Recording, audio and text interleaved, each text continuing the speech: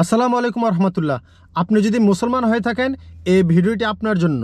আপনাকে বলছি এই ভিডিওটি স্কিপ করে যাবেন না, প্লিজ স্ক্রলিং করে যাবেন না, ভিডিওটি একটু দেখুন। খুবই গুরুত্বপূর্ণ একটা কথা আমি বলতে যাচ্ছি, যা প্রতিটা মুসলমানের দেখা উচিত, যা প্রতিটা মুসলমানের শোনা উচিত। বাংলাদেশে পীর, দরবার, দরগা এগুলো নিয়ে যা হচ্ছে এগুলো একেবারে লিমিটের বাইরে চলে যাচ্ছে। আর এই মাত্র আমি একটা ভিডিও দেখলাম, যা আপনাদের সাথে আমি শেয়ার করতে চাচ্ছি। খুবই গুরুত্বপূর্ণ ভিডিওটা আমি আপনাদেরকে দেখাচ্ছি।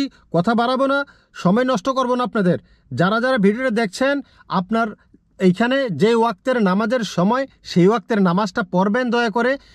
আপনাদের প্রতি এটাই রিকোয়েস্ট, যেইখানে থাকেন, যেই দেশে থাকেন, আপনার এখানে যেই ওয়াক্তের নামাজ সেই ওয়াক্তের নামাজটা আদায় করবেন। চলুন ভিডিওটা দেখি, কথা না বাড়াই। আপনার জেনে রাখবেন, এই দরবারের যারা মুরিদ, আজরাইল আলাইহিস সালাম ততক্ষণ জান কবজ করেন না যতক্ষণ আগে আপনার পীরের দরবারে হাজিরি না দেন।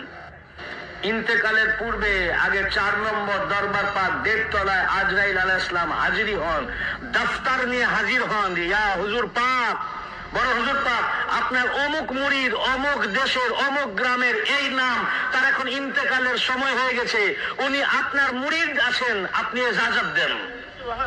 আপনার বিনা এজাজতে জান কবজ করতে পারি না।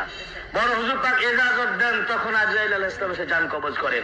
তারপর আমার আত্মীয় স্বজনরা জানতে পেরে তখন খবর দেয়, হুজুর পাক অমুক লোক আমার আত্মীয় ইন্তেকাল করেছেন। তার আগে হুজুর পাকের খবর হয়ে গেছে। আস্তাগফিরুল্লাহ, নাউজুবিল্লাহ, নাউজুবিল্লাহ বলবেন সবাই।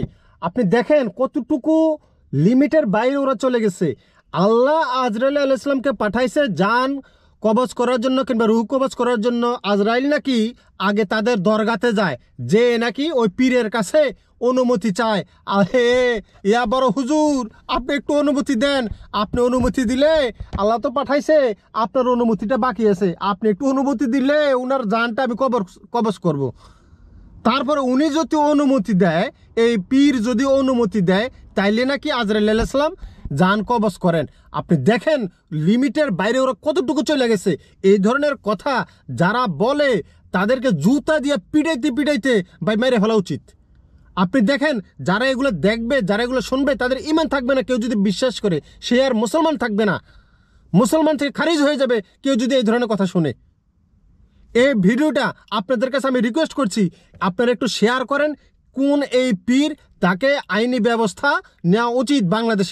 বাংলাদেশের প্রশাসনের কাছে আমি রিকোয়েস্ট করব যে এই পীর, এই বেয়াদবকে অতি শীঘ্রই যেন গ্রেপ্তার করে তাকে আইনের ব্যবস্থায় আনা হয়, আইনের আওতায় আনা হয়। এই ধরনের কথা বললে বাংলার মাটিতে সে এখন জীবিত আছে, তার বিরুদ্ধে আইনি পদক্ষেপ নেওয়া হয় নাই। খুবই দুঃখের, খুবই কষ্টের একটা বিষয়। প্লিজ আপনারা ভিডিওটা শেয়ার করবেন, শেয়ার করে ছড়িয়ে দিন, সবাই যেন দেখতে পারে। এই ইবলিশের কথা যেন কেউ বিশ্বাস না করে। সবার প্রতি আমার রিকোয়েস্ট থাকলো। আল্লাহ হাফেজ, আসসালামু আলাইকুম রহমতুল্লাহ।